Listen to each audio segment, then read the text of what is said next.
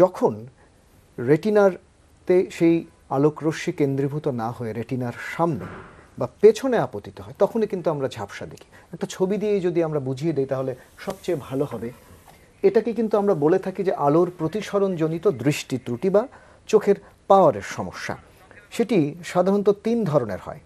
একটা হচ্ছে প্লাস পাওয়ারের সমস্যা। ছবির মাধ্যমে যদি আমাদের দর্শকদের একটু উপরে লক্ষ্য করুন যে স্বাভাবিক চোখ নর্মাল, সেখানে কি হচ্ছে, আমরা একটু আগে বলেছি যে আলোকরশ্মি রেটিনাতে আপতিত হচ্ছে সঠিকভাবে।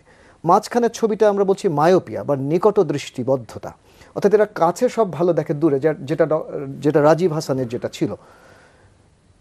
নিচের ছবিতে লক্ষ্য করুন যে আলোকরশ্মি রেটিনাতে আপতিত না হয়ে রেটিনার পেছনে আপতিত হয়েছে, এটাকে বলে হাইপারমেট্রোপিয়া বা দূরদৃষ্টিবদ্ধতা।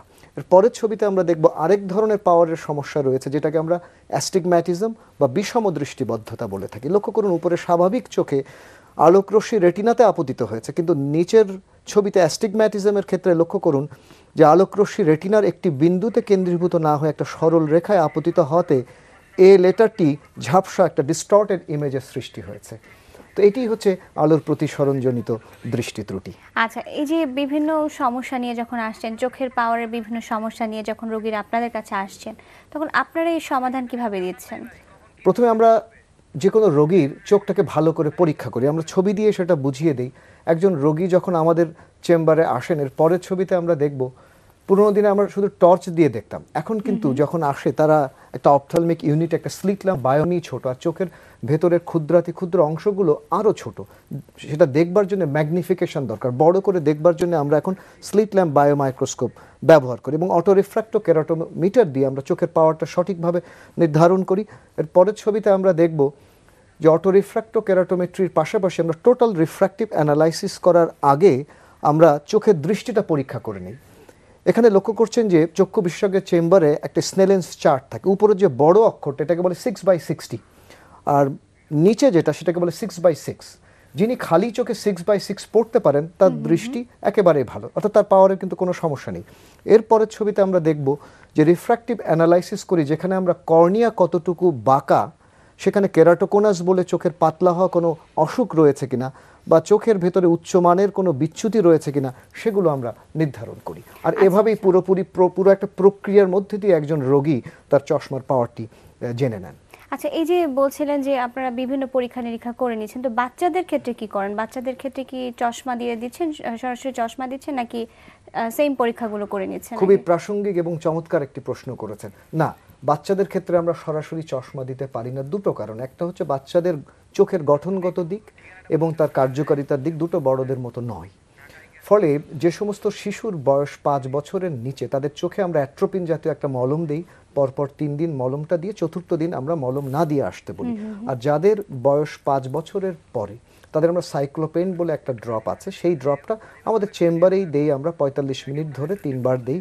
দেওয়ার পরে চশমা, সেই ড্রপটা দিলে ওই দিন এবং পরের দিন একটু ঝাপসা দেয়। সেই জন্য শিশুদেরকে আমরা সবসময় বলি যেদিন স্কুল বন্ধ তার আগের দিন নিয়ে আমরা ছবি দিয়ে আমরা বুঝিয়ে দিচ্ছি যে কিভাবে সাইক্লোপ্লেজিক রিফ্র্যাকশন করা হয়। বড়দেরকে আমরা সাধারণত সাইক্লোপ্লেজিক রিফ্র্যাকশন করি না। লক্ষ্য করুন এখানে ম্যানুয়াল রেটিনোস্কোপের মাধ্যমে সাইক্লোপ্লেজিক রিফ্র্যাকশন করে একটা শিশুর আমরা চশমা দিই, যে প্রশ্নটি আপনি করলেন। আচ্ছা, এছাড়া দেখা যাচ্ছে যে আপনার কাছে তো অনেক ধরনের পেশেন্ট আসছেন, তো শুরু থেকেই যারা ছোটরা আসছেন, বড়রাও আসছেন, রাজীব হাসানও আপনার শরণাপন্ন হয়েছিলেন। তো এবার যদি রাজীব হাসানের কাছে একটু শুনতে চাই যে আপনি কবে থেকে চশমা পরা শুরু করেছিলেন? আমি বেসিক্যালি অনেক ছোট থেকে, 4 বছর বয়স থেকে চশমা পরছি। আর আমি দেশের বাইরে বড় হয়েছি আসলে, সৌদি আরবে।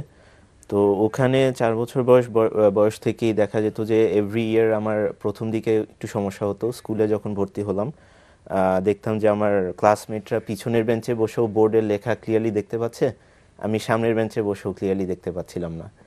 সো বেসিক্যালি ওটা থেকেই চোখের ডাক্তারের কাছে গেলাম এবং আমার তখন খুব অল্প পাওয়ার ধরা পড়েছিল, কিন্তু গ্র্যাজুয়ালি দেখা গেল যে এভরি ইয়ার পাওয়ার বাড়তো। আচ্ছা, তো এভাবে প্রায় আমার when I was 15 or 16 তখন আমার পাওয়ার অলরেডি -10-12 এর মতো হয়ে গিয়েছিল এবং এভরি ইয়ার ইটস ইনক্রিজিং। আচ্ছা, এই আর কি। এভাবেই আসলে আপনার সমস্যাটা আপনি দিন দিন আরো বেশি ফিল করছিলেন। পরবর্তীতে আপনি স্যারের শরণাপন্ন হলে, স্যার আপনার কাছ থেকে শুনবো যে এই ধরনের পেশেন্ট যখন আপনার কাছে আসছেন তখন আপনারা কি করছেন, শুরু থেকে প্রাথমিক অবস্থা থেকে কি করছেন? না, রাজীব যখন আমার কাছে এসেছিল তখন ওর পাওয়ার ছিল অ্যারাউন্ড -20 এবং সে বিগত 10 বছর ধরে সে কন্ট্যাক্ট লেন্সও পড়ছিল। তো ও যখন ল্যাসিক করতে এলো তখন আমরা দেখলাম আমরা ল্যাসিকের একটা সীমাবদ্ধতা আছে, আমরা -14 বা 14 বেশি ল্যাসিক করতে পারি না। তখন আমি তাকে বললাম যে তোমার তো চোখে ল্যাসিক করা যাবে না, আমরা তোমার চোখে ক্লিয়ার লেন্স ফ্যাকো সার্জারি করব। আচ্ছা আচ্ছা, একজন দর্শক আছেন আমাদের সাথে। হ্যালো দর্শক, কে আছেন আমাদের সাথে? হ্যালো হ্যালো, হ্যালো শুনতে পাচ্ছি দর্শক। হ্যালো দর্শক আপনাকে শুনতে পাচ্ছি, টেলিভিশনের ভলিউমটি কমিয়ে প্রশ্নটি হ্যালো করুন। আসসালামু আলাইকুম। ওয়ালাইকুম আসসালাম। দর্শক আপনার টেলিভিশনের ভলিউমটি কমিয়ে নিন। আমি ডক্টর সাদিয়া মেহজাবিন বলছি। বলুন। ডক্টর সাদিয়া মেহজাবিন, আমি আপনাকে শুনতে পল্লবী পাচ্ছি। থেকে। আপনার প্রশ্নটি সংক্ষেপে করুন, স্টুডিওতে স্যার আছেন।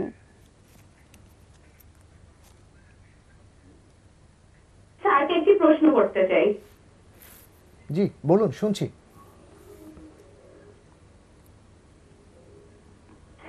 আমার এক চোখের পাওয়ার হচ্ছে -1.25, আরেক চোখের পাওয়ার হচ্ছে -1.75। তো কত পাওয়ারে রিচ করলে আমি ল্যাসিক করতে পারবো? এরকম কি কোনো রুল আছে যে কত পাওয়ারে রিচ করতে হবে? না, এমন কোনো রুল নেই, যে কোনো পাওয়ারে ল্যাসিক করা যায়। তবে সাধারণত -1 এর নিচে আমরা ল্যাসিক করতে বলি না, এ কারণেই যে পাওয়ারটি খুবই সামান্য। আফটার অল ল্যাসিক তো একটা সার্জিক্যাল প্রসিডিওর। সুতরাং কেউ যদি অভিনয় পেশার সাথে জড়িত, কেউ যদি কন্ট্যাক্ট লেন্স পড়তে না চায়, তখন সে নিজের দায়িত্বে অবশ্যই ল্যাসিক করতে পারে। তবে ল্যাসিক করবার আগে আমরা কিছু পরীক্ষা নিরীক্ষা করে নেই, যেগুলোকে আমরা প্রি ল্যাসিক পরীক্ষা বলে থাকি। প্রিয় দর্শক, চাইলে আপনি ঢাকা আই কেয়ার হাসপাতালে শরণাপন্ন হতে পারেন। সেজন্য আপনার জন্য আমাদের অ্যাড্রেসটি জানিয়ে দিচ্ছি আরেকবার। ঢাকা আই কেয়ার হাসপাতাল, 32 রবীন্দ্র সরণি, সেক্টর 7, উত্তরা, ঢাকা। এছাড়া ফোন করতে পারেন, আমাদের ফোন নাম্বার হলো 7913975975। এছাড়াও 01716845974। ফোন করেও আপনি আপনার সমস্যাগুলো শেয়ার করতে পারেন, এছাড়া অ্যাপয়েন্টমেন্ট নিতে পারেন। আমরা যে প্রসঙ্গে ছিলাম, চশমার বিষয়ে রাজীব হাসান বলছিলেন যে অনেক ছোটবেলা থেকেই চশমা পড়ছেন এবং আপনি কিছু পরীক্ষা নিরীক্ষা করছেন। পরবর্তীতে কি করছেন পরীক্ষা নিরীক্ষার মাধ্যমে? এবং আমাদের যে পেশেন্ট ছিল তিনিও বলছিলেন যে তার ল্যাসিক সম্ভব কিনা। তো ল্যাসিকের আসলে ইন্ডিকেশনগুলো কখন আসে? আমি বলছি, আমি সেটা ছবি দিয়ে আমি বুঝিয়ে দেই আসলে। যে আসলে আমরা যখন কেউ যখন আমাদের পাওয়ারের সমস্যাগুলো নিয়ে আসে, প্রথমেই আমরা চশমা দিই। কিন্তু আপনি জানেন চশমা একটা নির্ভরশীলতা। একটা শিশু যখন 12 বছর বয়স হয়ে যায় তখন সে কন্ট্যাক্ট লেন্স ব্যবহার করতে পারে। কন্ট্যাক্ট লেন্সও একটা নির্ভরশীলতা। চশমা এবং কন্ট্যাক্ট লেন্স ছাড়িয়ে দেবার জন্য আমাদের 18 বছর বয়স পর্যন্ত অপেক্ষা করতে হয়, যখন আমরা চোখে সরাসরি লেজার রশ্মি দিয়ে সেই পাওয়ারটা সেরে দিতে পারি, যেটাকে বলে ল্যাসিক। আচ্ছা, এবার যদি আমরা একটু আপনি বলছিলেন যে বাচ্চাদের ক্ষেত্রে কিন্তু সবসময় করা সম্ভব না ল্যাসিক। তো বাচ্চাদের ক্ষেত্রে কি চশমা আপনারা দিয়ে থাকেন? কখন দিয়ে থাকেন? চশমার যে প্রসঙ্গটা এসেছিল কিছুক্ষণ আগে। বাচ্চাদের চশমার পাওয়ারটা যত তাড়াতাড়ি সম্ভব সেই চশমাটা দেওয়া উচিত। ওদেরকে কি ফলো আপে রাখতে হয়? অবশ্যই, নিশ্চয়ই ফলো আপে রাখতে হয়। আসলে একটু বলে নেই যে বাচ্চাদের চশমা পরা সবচেয়ে বেশি জরুরি। দেখুন, বড়রা যদি চশমা না পরে তাহলে কি হবে? একজন অ্যাডাল্ট উনি ঝাপসা দেখবেন, তার চোখ ব্যথা হতে পারে, মাথা ব্যথা হতে পারে। কিন্তু শিশুদের বিষয়টি ভিন্ন। শিশুরা যদি সময় মতো চশমা না দেওয়া হয় তাহলে চশমা ছাড়া তার যে ঝাপসা দৃষ্টি সেটা সারা জীবন ঝাপসা রয়ে যেতে পারে, যেটাকে বলে লেজি আই বা অলস চোখ। আচ্ছা আচ্ছা, আমরা বোধহয় ছবির মাধ্যমেই আমাদের দর্শকদের এটাই হচ্ছে দেখাতে পারি। অলস চোখের কথা আমরা বলছিলাম। যে দেখুন, আমি অলস চোখটা কি আমি একটু আপনাকে যদি বুঝিয়ে দেই। আপনি ধরুন দুটো চারা গাছ নিলেন, একটিকে অন্ধকার ঘরে রাখলেন যেখানে আলো এবং বাতাস পৌঁছতে পারছে না, আরেকটি চারা গাছকে আপনি খোলা আকাশের মধ্যে রাখলেন যেখানে আলো বাতাস পৌঁছতে পারছে। 1 মাস পরে আপনি যান দুটো গাছের কাছে, দেখবেন যে গাছটি আপনি অন্ধকার ঘরে রেখেছিলেন সেটি নিস্তেজ হয়ে গেছে, ফ্যাকাশে হয়ে গেছে, বাড়ন্ত হয়নি। কিন্তু যে গাছটি আপনি খোলা আকাশে আলোর ভিতরে রেখেছিলেন দেখবেন সেটি বাড়ন্ত হয়েছে, সতেজ হয়েছে, সবুজ হয়েছে, তাই না? ঠিক তেমনিভাবে দেখুন, আমাদের হাতের 5টা আঙুল সমান না, দু চোখের দৃষ্টি কিন্তু দুরকম হতে পারে। দু চোখের মধ্যে যদি কোনো চোখের দৃষ্টিটা পাওয়ারটা যদি বেশি হয় সেই চোখের দৃষ্টি স্বাভাবিকভাবে তৈরি হয় না। যেমন রাজীবের পাওয়ারটা অনেক বেশি ছিল, তারও কিন্তু একটু লেজিয়া, একটু অ্যাম্বলায়োপিয়া, অলস চোখ ছিল। যাই হোক না, অলস চোখের মূল চিকিৎসা হলো মূলত চশমার মাধ্যমে, এবং অলস চোখ থেকে বাঁকা হয়ে যেতে পারে। লক্ষ্য করুন নিচের ছবিতে শিশুটির বাম চোখটি নাকের দিকে বেঁকে গেছে, কিন্তু ডান দিকের ছবিতে লক্ষ্য করুন যখন তাকে চশমা দেওয়া হয়েছে এবং প্যাচিং দেওয়া হয়েছে, অর্থাৎ দিনের কিছুটা সময় আমরা ভালো চোখটাকে ঢেকে রাখি যাতে দুর্বল চোখটা দৃষ্টিটা ভালো তৈরি হয়, একটা স্টিমুলেশনের মতো। এটাই হচ্ছে অলস চোখের আমরা চিকিৎসা। এই আলোচনায় আবার ফিরবো, একটা বিরতি নিব। নিশ্চয়ই। দর্শক, আপনারা দেখছেন লাইসিক দৃষ্টি প্রতিদিন। ফিরছে একটা ছোট্ট বিরতির পর, সাথেই থাকুন।